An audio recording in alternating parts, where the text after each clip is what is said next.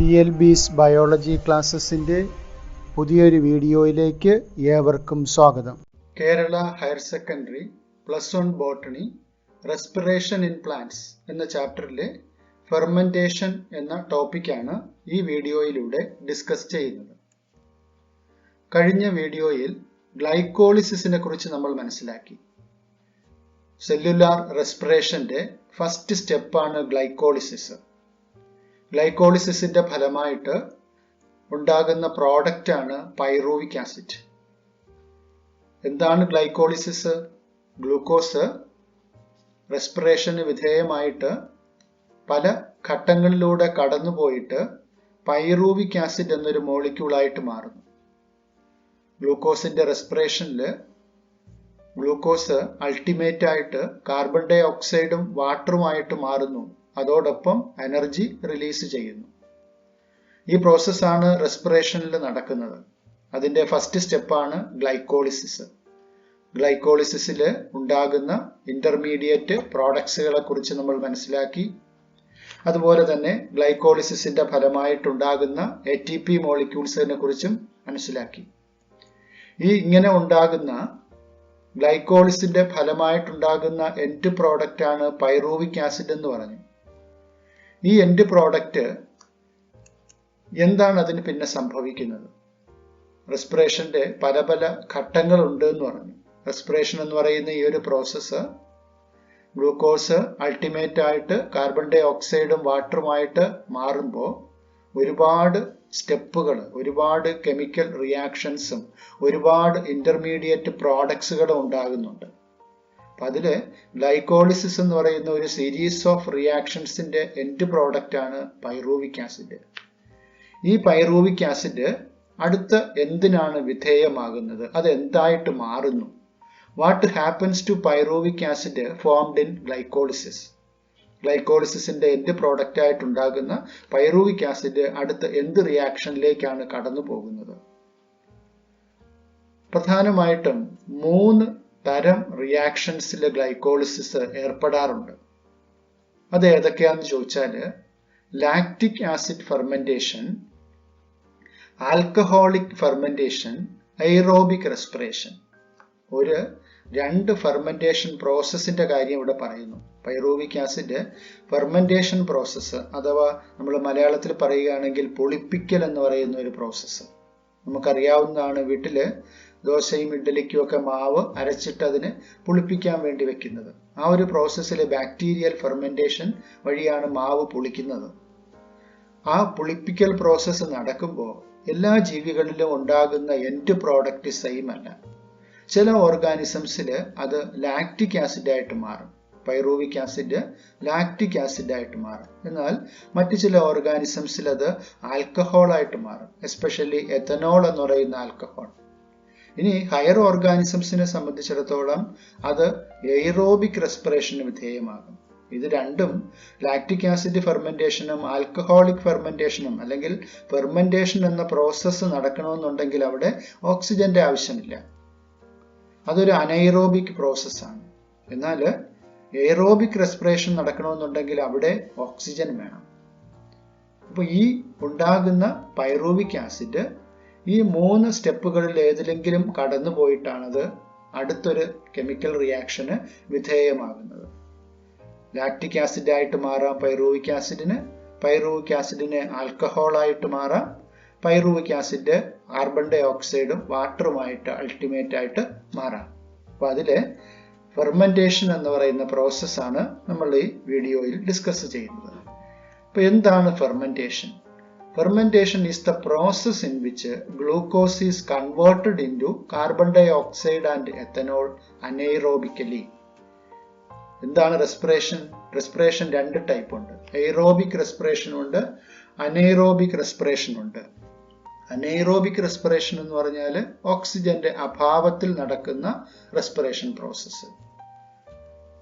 Fermentation എന്ന് പറയുന്ന process എന്ത് റെസ്പിറേഷൻ ആണ്? It is A type of anaerobic respiration where glucose is converted into carbon dioxide and ethanol. Glucose carbon dioxide ethanol മാറുന്നു. Glucose എന്ന് പറയുന്നത് ഒരു 6 കാർബൺ കോമ്പൗണ്ട് ആണെന്ന് നമുക്കറിയാം.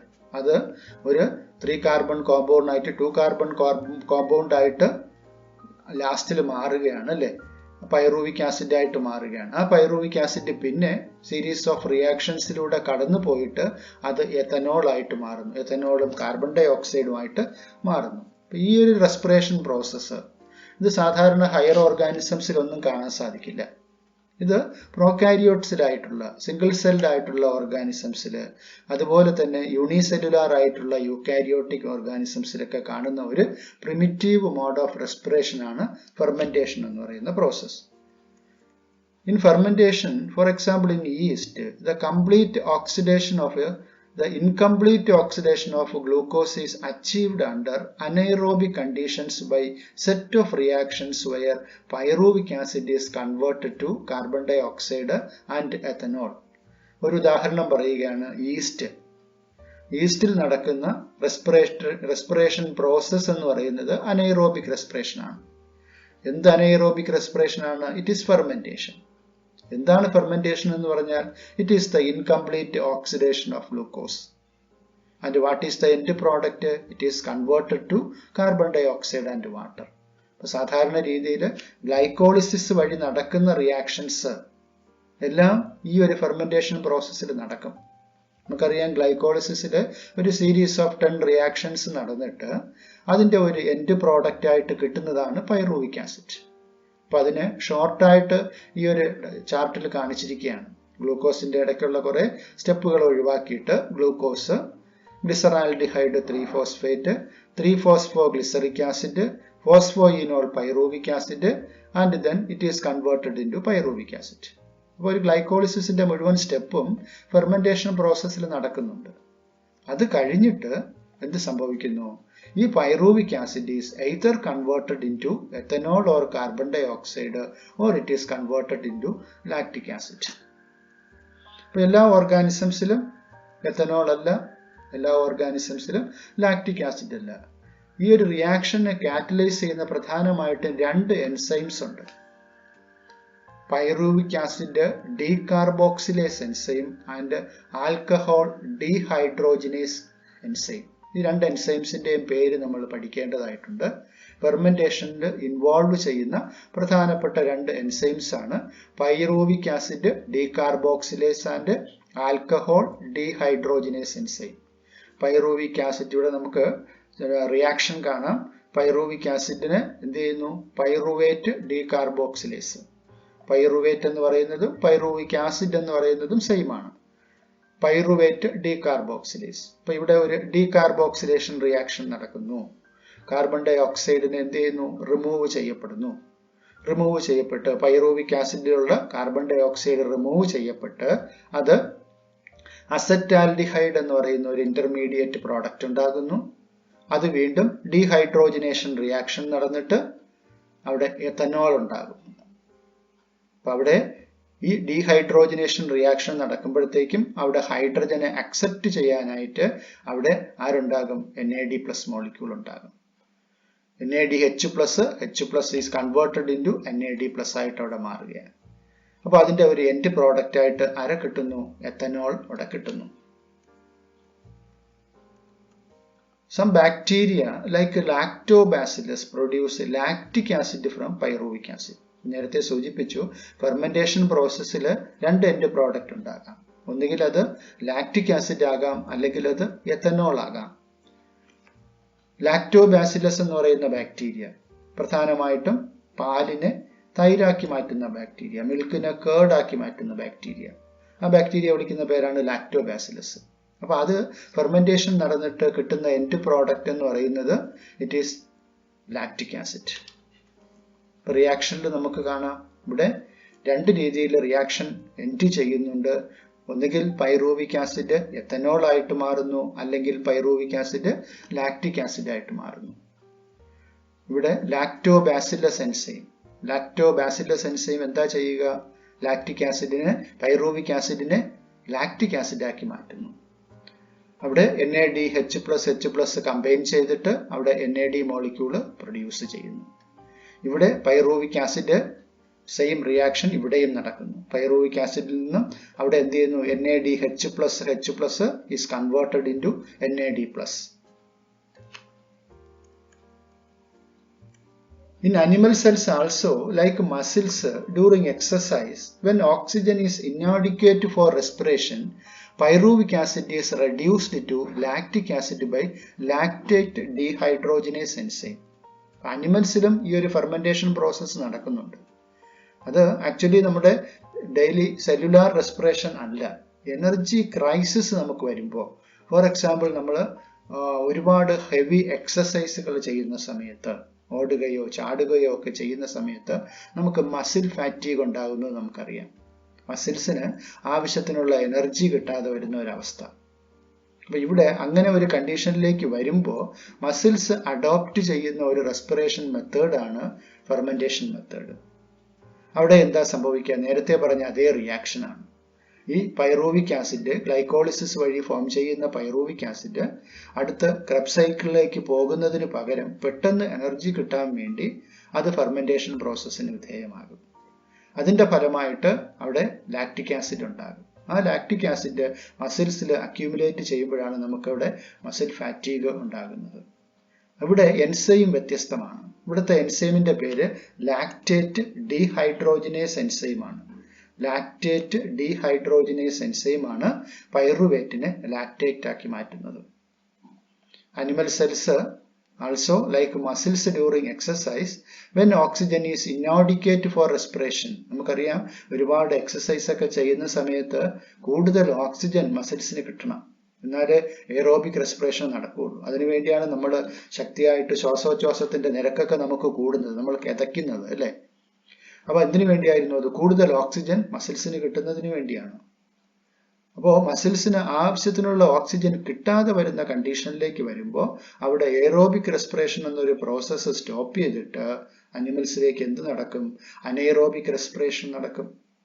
അനൈറോബിക് റെസ്പിറേഷൻ നടന്നിട്ട് pyruvic acid is converted to lactic acid. And here the enzyme is lactate dehydrogenase enzyme. The reducing agent is NADH+H+, which is reoxidized to NAD+. in both the process. ഈ രണ്ട് പ്രോസസ്സിലും അവിടെ എന്താ സംഭവിക്കുക? NAD+ molecule generate ചെയ്യപ്പെടും. NADH+H+ ചേർന്നിട്ട് അവിടെ NAD മോളിക്യൂളായിട്ട് മാറും. In both the processes. അപ്പൊ ഈ ഒരു പ്രോസസ്സ് ഒരു എനർജി yielding പ്രോസസ് ആണോ എന്നുള്ളതാണ് നമ്മൾ ഇനി അടുത്ത് പരിശോധിക്കാൻ പോകുന്നത്. Is fermentation an energy yielding process? Fermentation വഴി ഉദ്ദേശിക്കുന്ന രീതിയിലുള്ള എനർജി സ്വതന്ത്രമാക്കപ്പെടുന്നുണ്ടോ? ഇപ്പൊ നേരത്തെ സൂചിപ്പിച്ചതാണ്, നമ്മുടെ ഈ ഒരു പ്രോസസ്സിന്റെ ഉദ്ദേശം എന്ന് പറയുന്നത് എന്താണ്? ഗ്ലൂക്കോസിൽ അടങ്ങിയിരിക്കുന്ന എനർജിയെ റിലീസ് ചെയ്യിപ്പിക്കുക, ATP മോളിക്യൂളിലേക്ക് അതിനെ സംഭരിക്കപ്പെടുക, കൺവേർട്ട് ചെയ്യപ്പെടുക എന്നുള്ളതാണ്. ഇപ്പൊ ഫെർമെന്റേഷനിൽ എത്രത്തോളം എനർജി ഈൽഡ് ചെയ്യുന്നുണ്ട്? In both lactic acid and alcohol fermentation, not much energy is released. ഇവിടെ മനസ്സിലാക്കേണ്ട വസ്തുത, ഗ്ലൈക്കോളിസിന്റെ ഫലമായിട്ട് പൈറൂവിക് ആസിഡ് ഉണ്ടാകുന്നു. ആ പൈറൂവിക് ആസിഡ് ഫെർമെന്റേഷൻ പ്രോസസ് വഴി ഒന്നുകിൽ ലാക്റ്റിക് ആസിഡ് ആയിട്ട് മാറാം, അല്ലെങ്കിൽ ആൽക്കഹോൾ ആയിട്ട് മാറാം. ഈ രണ്ട് പ്രോസസ്സിലും എനർജി റിലീസ് ചെയ്യുന്നതിന്റെ അളവ് താരതമ്യേന വളരെ കുറവാണ്. കുറവാണെന്ന് പറഞ്ഞാൽ ഗ്ലൂക്കോസിൽ അടങ്ങിയിട്ടുള്ള എനർജിയുടെ ഒരു 7%, ഒരു 7% എനർജിയൊക്കെ മാത്രമേ ATP മോളിക്യൂളിലേക്ക് ട്രാപ്പ് ചെയ്യപ്പെടുന്നുള്ളൂ. പക്ഷെ അതിൽ നിന്നും കിട്ടുന്ന എൻഡ് പ്രോഡക്റ്റ് എന്ന് പറയുന്ന ഈ ലാക്റ്റിക് ആസിഡ് ആയാലും ആൽക്കഹോൾ ആയാലും അതൊന്നും ഓർഗാനിസത്തിന് ഗുണകരമായിട്ടുള്ള അല്ലെങ്കിൽ ഫർദർ പ്രോസസ്സിലേക്ക് പോകുന്നതിന് അതിന് സഹായിക്കുന്ന മോളിക്യൂൾസ് അല്ല.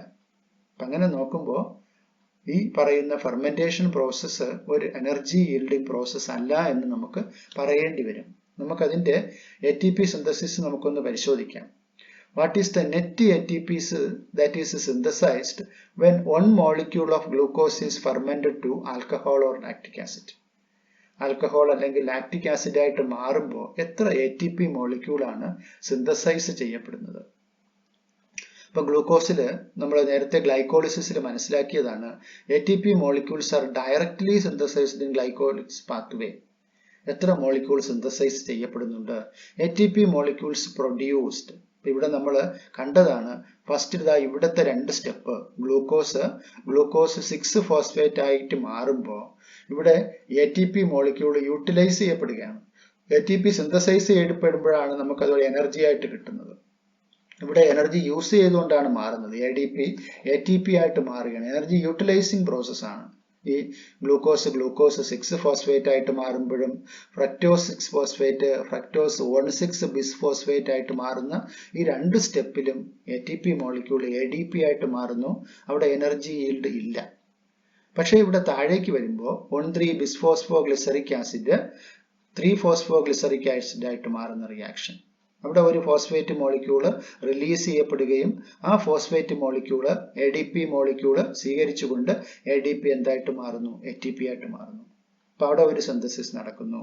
അതുപോലെ തന്നെ ഇവിടെ ഫോസ്ഫോയിനോൾ പൈറുവേറ്റ് പൈറൂവിക് ആസിഡ് ആയിട്ട് മാറുമ്പോഴും അവിടെയും ഒരു ഫോസ്ഫേറ്റ് മോളിക്യൂൾ റിലീസ് ചെയ്യപ്പെടുന്നു. അത് ADP മോളിക്യൂൾ സ്വീകരിച്ചിട്ട് ATP മോളിക്യൂൾ ആയിട്ട് മാറുന്നു. അപ്പൊ അങ്ങനെ നോക്കുമ്പോൾ ഇവിടെ രണ്ട് ATP മോളിക്യൂൾ ഇവിടെ സിന്തസൈസ് ചെയ്യപ്പെടുന്നുണ്ട്. ഇവിടെ രണ്ട് ബിസ്ഫോസ്ഫോഗ്ലിസറിക് ആസിഡ് ഇവിടെ എൻ്റർ ചെയ്യുന്നുണ്ട്. ഇവിടെ ഡൈഹൈഡ്രോക്സി അസറ്റോൺ ഫോസ്ഫേറ്റ് വീണ്ടും ഗ്ലിസറാൽഡിഹൈഡ് 3 ഫോസ്ഫേറ്റ് ആയിട്ട് മാറി വരുന്നത് കൊണ്ട് ഒരു ഗ്ലിസറാൽഡിഹൈഡ് ഫോസ്ഫേറ്റ് അല്ല, രണ്ട് ഗ്ലിസറാൽഡിഹൈഡ് ഫോസ്ഫേറ്റ് താഴേക്ക് റിയാക്ഷന് വിധേയമാവുകയാണ്. അപ്പൊ അങ്ങനെ നോക്കുമ്പോൾ ഇവിടെ 2 പ്രാവശ്യം ഈ റിയാക്ഷൻ നടക്കുന്നു. അതുകൊണ്ട് ഇവിടെ എത്ര ATP ഉണ്ടാകുന്നു? 4 ATP പ്രൊഡ്യൂസ് ചെയ്യുന്നു. അപ്പൊ അങ്ങനെ പ്രൊഡ്യൂസ് ചെയ്യുന്ന ATP മോളിക്യൂൾസിൽ 2 എണ്ണം എന്ത് ചെയ്യുന്നു? ഇവിടെ യൂട്ടിലൈസ് ചെയ്യുന്നു. അപ്പൊ അതിന്റെ ഫലമായിട്ട് എത്ര നെറ്റ് ഗെയിൻ ആണ്? 4 - 2 ATP ആണ് ഗ്ലൈക്കോളിസിസിനെ സംബന്ധിച്ചിടത്തോളം നെറ്റ് ഗെയിൻ ഓഫ് ATP എന്ന് വിളിക്കുന്നത്. ഇനി അതിന്റെ net ATP produced during glycolysis മറ്റ് നമ്മുടെ ഉണ്ടാകുന്ന NAD+ അയോൺസിന്റെ കാര്യം കൂടി പരിശോധിച്ച് നോക്കുകയാണെങ്കിൽ ഇവിടെ നമുക്കറിയാം ഇവിടെ ഒരു NAD+ എന്തായിട്ട് മാറുന്നു? NADH+ ആയിട്ട് മാറുന്നു. ഓക്കെ, അങ്ങനത്തെ 2 പ്രാവശ്യം റിയാക്ഷൻ നടക്കുന്നുണ്ട് അല്ലെ. ഇത് വീണ്ടും ഡൈഹൈഡ്രോക്സി അസറ്റോൺ ഫോസ്ഫേറ്റ് ഗ്ലിസറാൽഡിഹൈഡ് 3 ഫോസ്ഫേറ്റ് ആയിട്ട് മാറുന്നത് കൊണ്ട് ഇത് 2 സ്റ്റെപ്പ് നടക്കുന്നുണ്ട്. അപ്പൊ 2 സ്റ്റെപ്പ് നടക്കുന്നത് കൊണ്ട് 2 NADH+ മോളിക്യൂൾസ് ജനറേറ്റ് ചെയ്യപ്പെടുകയാണ്. ഈ NADH+ മോളിക്യൂള് നല്ല ഒരു ഇലക്ട്രോൺ കാരിയേഴ്സ് ആണ്. അത് ഓക്സിഡേഷൻ റിഡക്ഷൻ റിയാക്ഷനിൽ പെട്ടെന്ന് വിധേയമാകുന്ന മോളിക്യൂളാണ്. ഈ മോളിക്യൂള് ഇലക്ട്രോൺ ട്രാൻസ്പോർട്ട് സിസ്റ്റത്തിൽ കൂടി കടന്നു പോകുമ്പോൾ അതിൽ നിന്നും 3 ATP മോളിക്യൂൾ വീതം സിന്തസൈസ് ചെയ്യപ്പെടും. അതായത് ഒരു NADH എന്ന് പറഞ്ഞാൽ 3 ATP മോളിക്യൂളിന് ഇക്വലന്റ് ആണ്. അങ്ങനെ നോക്കുമ്പോൾ എത്രയാണ്? 2 NADH മോളിക്യൂൾ പ്രൊഡ്യൂസ് ചെയ്യപ്പെടുകയാണ്. So that is equal to 6 ATP molecule. So total ATP molecules produced ചോദിച്ചാൽ ഡയറക്റ്റ് ആയിട്ട് ഇവിടെ എന്ത് ചെയ്യുന്നുണ്ട്? 4 ATP മോളിക്യൂൾ ഇവിടെ പ്രൊഡ്യൂസ് ചെയ്യുന്നുണ്ട്, 2 NADH പ്രൊഡ്യൂസ് ചെയ്യുന്നുണ്ട്. So 6 ATP. അപ്പോൾ 4 + 6 10 ATP മോളിക്യൂൾസ് ആണ് ഗ്ലൈക്കോളിസിസ് വഴി കിട്ടുന്നത്. പക്ഷെ നെറ്റ് ഗെയിൻ എന്ന് പറയുന്നത് അതിൽ യൂട്ടിലൈസ് ചെയ്യുന്ന ATP മൈനസ് ചെയ്യുമ്പോഴാണ്. ഇപ്പൊ 2 ATP മോളിക്യൂൾ ഇവിടെ യൂട്ടിലൈസ് ചെയ്യപ്പെടുന്നുണ്ട്. അപ്പൊ അത് മൈനസ് ചെയ്യപ്പെടുമ്പോഴത്തേക്കും നെറ്റ് ഗെയിൻ എന്ന് പറഞ്ഞാൽ 10 - 2 8 ATP മോളിക്യൂൾ ആണ്. ഇത് ഗ്ലൈക്കോളിസിസിനെ സംബന്ധിച്ച് പറഞ്ഞിടത്തോളം. അപ്പൊ ഫെർമെന്റേഷൻ റിയാക്ഷനിൽ ഈ ഗ്ലൈക്കോളിസിസ് പ്രോസസ്സ് അതേപടി നടക്കുകയാണ്. ഇവിടെ നമുക്കറിയാം ഗ്ലൂക്കോസ് എന്തായിട്ട് മാറുന്നു? പൈറൂവിക് ആസിഡ് ആയിട്ട് മാറുന്ന ഈ ഒരു ഗ്ലൈക്കോളിസിസ് പ്രോസസ്സ് അതേപടി നടക്കുകയാണ്. അപ്പൊ അങ്ങനെ വരുമ്പോൾ എത്ര ATP ഗെയിൻ ഉണ്ടെന്ന് ചോദിച്ചു കഴിഞ്ഞാൽ ഈ റിയാക്ഷൻ നമുക്ക് ഒന്നുകൂടെ നോക്കാം. ഇവിടെ കണ്ടോ, ഗ്ലൂക്കോസ് 2 മോളിക്യൂൾ പൈറുവേറ്റ് ആയിട്ട് മാറുമ്പോൾ നേരത്തെ നമ്മൾ മനസ്സിലാക്കി എത്രയാണ് നെറ്റ് ATP ഗെയിൻ എന്ന് പറയുന്നത്. ഇവിടുത്തെ ഈ 2 ATP മോളിക്യൂളിന്റെ കാര്യം രണ്ടും 4 ATP അവിടെ പറഞ്ഞു, 2 എണ്ണം യൂട്ടിലൈസ് ചെയ്തു, ബാക്കി റീമൈൻ ചെയ്യുന്ന എത്രയാണ്? 2 ATP മോളിക്യൂൾ ആണ് നെറ്റ് ഡയറക്റ്റ് ആയിട്ട്. ഇനി ഇൻഡയറക്റ്റ് ആയിട്ട് പറയുമ്പോൾ എന്തുണ്ട്? 2 NADH മോളിക്യൂൾ ഇവിടെ ക്രിയേറ്റ് ചെയ്യപ്പെടുന്നുണ്ട്. ഈ NADH മോളിക്യൂള് ഇലക്ട്രോൺ ട്രാൻസ്പോർട്ട് സിസ്റ്റത്തിൽ കൂടെ കടന്നു പോകുമ്പോൾ അത് 3 ATP ജനറേറ്റ് ചെയ്യുന്നുണ്ട്. അപ്പൊ അങ്ങനെ നോക്കുമ്പോഴത്തേക്കും ഇവിടെ 2 NADH മോളിക്യൂൾ എന്ന് പറഞ്ഞാൽ 6 ATP അവിടെ എന്ത് ചെയ്യുന്നുണ്ട്? ഇൻഡയറക്റ്റ് ആയിട്ട് ഫോം ചെയ്യുന്നുണ്ട്. പക്ഷേ എന്താ സംഭവിക്കുക? ഈ പൈറൂവിക് ആസിഡ് എത്തനോൾ ആയിട്ട് മാറുമ്പോഴും അല്ലെങ്കിൽ പൈറൂവിക് ആസിഡ് ലാക്റ്റിക് ആസിഡ് ആയിട്ട് മാറുമ്പോഴും ഇതിന്റെ റിവേഴ്സ് റിയാക്ഷൻ നടക്കുകയാണ്. എന്താ സംഭവിക്കുക? NADH വീണ്ടും NAD ആയിട്ട് മാറുന്നു. NaDH ഇതാ കാണാൻ നമുക്കിവിടെ NAD+ ആയിട്ട് മാറുന്നു. അപ്പോൾ റിവേഴ്സ് റിയാക്ഷൻ അവിടെ നടക്കുകയാണ്. റിവേഴ്സ് റിയാക്ഷൻ നടക്കുന്നു. അപ്പോൾ ഇവിടെ വെച്ച് അത് പ്രൊഡ്യൂസ് ചെയ്യുന്നു, പക്ഷേ അത് ഇവിടെ വെച്ച് അത് എന്ത് ചെയ്യുന്നു, അതേ 2 മോളിക്യൂൾ ഇവിടെ വെച്ച് യൂട്ടിലൈസ് ചെയ്യപ്പെടുകയും ചെയ്യുന്നു. അപ്പോൾ ഒരു പൈറൂവിക് ആസിഡ് എത്തനോളായിട്ട് മാറുമ്പോൾ ഒരു NaDH അവിടെ യൂട്ടിലൈസ് ചെയ്യുന്നു. 2 മോളിക്യൂൾ വരുമ്പോൾ അവിടെ എന്ത് ചെയ്യുന്നു, 2 NaDH അവിടെ യൂട്ടിലൈസ് ചെയ്യപ്പെടുന്നു. അതായത് ഇവിടെ ജനറേറ്റ് ചെയ്യപ്പെടുന്ന എനർജി ഇവിടെ എന്ത് ചെയ്യുന്നു, യൂട്ടിലൈസ് ചെയ്യപ്പെടുന്നു. അപ്പൊ അങ്ങനെ നോക്കുമ്പോൾ എത്ര നെറ്റ് ഗെയിൻ ഉള്ളൂ? Net ATP production four fermentation of 1 glucose molecule എന്ന് പറയുന്നത് ഇവിടെ ഈ ഗ്ലൈക്കോളിസിസ് വഴി കിട്ടുന്ന 2 ATP മോളിക്യൂൾ മാത്രമാണ്. So the net gain of fermentation process എന്ന് പറയുമ്പോൾ എന്താണ്, വെറും 2 ATP മോളിക്യൂൾ ആണ്. അപ്പൊ 4 ATP മോളിക്യൂൾ സിന്തസൈസ് ചെയ്യപ്പെടുന്നു, 2 ATP മോളിക്യൂൾ യൂട്ടിലൈസ് ചെയ്യപ്പെടുന്നു. ഇവിടുത്തെ NAD+ NADH ആയിട്ട് മാറുന്നു. അപ്പൊ അങ്ങനെ വരുമ്പോഴത്തേക്കും ആ എനർജി അവിടെ നഷ്ടപ്പെടുകയാണ്. ഒരിടത്ത് എനർജി സിന്തസൈസ് ചെയ്യപ്പെടുന്നു, ഇവിടെ എനർജി യൂട്ടിലൈസ് ചെയ്യപ്പെടുന്നു. അങ്ങനെ വരുമ്പോഴത്തേക്കും അവിടെ ഗെയിൻ ഇല്ല. അപ്പൊ ടോട്ടൽ ATP മോളിക്യൂൾ എന്ന് പറയുന്നത് ഫെർമെന്റേഷൻ പ്രോസസ്സിൽ വിധേയമാകുമ്പോൾ അവിടെ നിന്ന് കിട്ടുന്ന ATP ഗെയിൻ എന്ന് പറയുന്നത് വെറും 2 ATP മോളിക്യൂൾ ആണ്. അപ്പൊ അതായത് ഫെർമെന്റേഷൻ പ്രോസസ്സ് എന്ന് പറയുന്നത് ഒരു എനർജി ഈൽഡിംഗ് പ്രോസസ് അല്ല. ഇപ്പൊ ഗ്ലൈക്കോളിസിസ് മാത്രം നമ്മൾ കൺസിഡർ ചെയ്താൽ തന്നെ അതിൽ 8 ATP അവിടെ നെറ്റ് ഗെയിൻ ഉണ്ട്. പക്ഷെ അതൊരു അനൈറോബിക് റെസ്പിറേഷന് വിധേയമായി അല്ലെങ്കിൽ ഫെർമെന്റേഷൻ പ്രോസസ്സിന് വിധേയമായി കഴിയുമ്പോഴത്തേക്കും അവിടെ ഗ്ലൈക്കോളിസിസ് കിട്ടുന്ന എനർജി പോലും ഫെർമെന്റേഷൻ പ്രോസസ്സിൽ കിട്ടുന്നില്ല എന്ന് നമുക്ക് കാണാൻ സാധിക്കും. ഫെർമെന്റേഷൻ ഒരു എനർജി ഈൽഡിംഗ് പ്രോസസ് അല്ല. വളരെ കുറച്ച് എനർജി മാത്രമേ ഫെർമെന്റേഷനിൽ കിട്ടുന്നുള്ളൂ. വെറും 2 ATP മോളിക്യൂൾ മാത്രമേ അവിടെ നെറ്റ് എനർജിയുടെ രൂപത്തിൽ നമുക്ക് ലഭിക്കുന്നുള്ളൂ.